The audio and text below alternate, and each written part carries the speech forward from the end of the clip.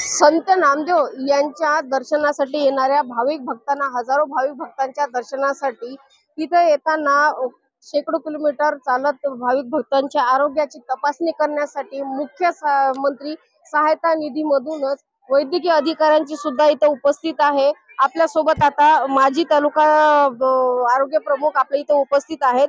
ते वैद्यकीय त्यांनी आतापर्यंतच्या काय किती सेवा दिल्या आहे, कशी सेवा देतात त्याबद्दल आपण माहिती जाणून घेऊया। साहेब, आपण आज इथे सेवा देत आहे, आतापर्यंत किती रुग्णांची सेवा आपली झाली? या ठिकाणी आषाढी वारीनिमित्त संत नामदेव महाराज मंदिर या ठिकाणी मुख्यमंत्री सहायता निधी कक्ष हिंगोली आणि प्राथमिक आरोग्य केंद्र नरसी नामदेव यांच्या वतीनं आपण इथं महाआरोग्य शिबिर लावलेलं आहे।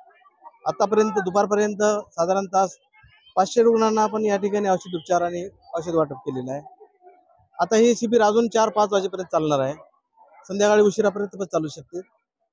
मुख्यमंत्र्यांची जी ध्येय धोरण आहे की वारकऱ्यांना आणि यांना आरोग्य सेवा ही खूप चांगल्या प्रकारे दिल्या गेली पाहिजे, त्याचे ध्येय डोळ्यासमोर ठेवून वारकऱ्यांना ही सेवा दिली जात आहे।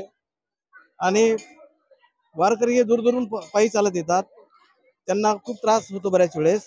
अशा वेळेस हे मुख्यमंत्री सहायता निधी कक्ष हे मोठ्या मोठ्या आजारावर हार्ट ट्रान्सप्लांट असेल, लिव्हर ट्रान्सप्लांट असेल, ब्रेनचे आजार असतील, ऑपरेशन्स असतील, त्याच्यानंतर सांधे प्रत्यारोपणासारखे मोठे मोठे आजार असतील, किडनी बदलाची शस्त्रक्रिया असेल, अशा मोठ्या मोठ्या आजारावर करते।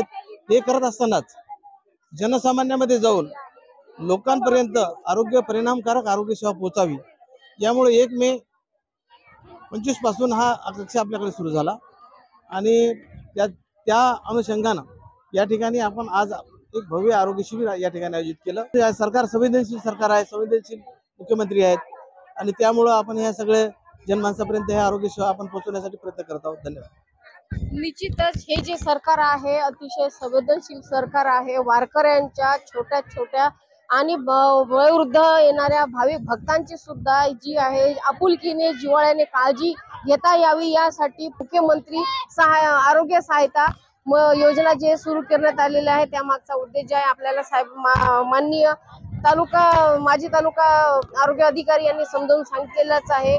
मी हिंगोलीसाठी मराठी जिल्हा प्रतिनिधी पल्लवी अटल।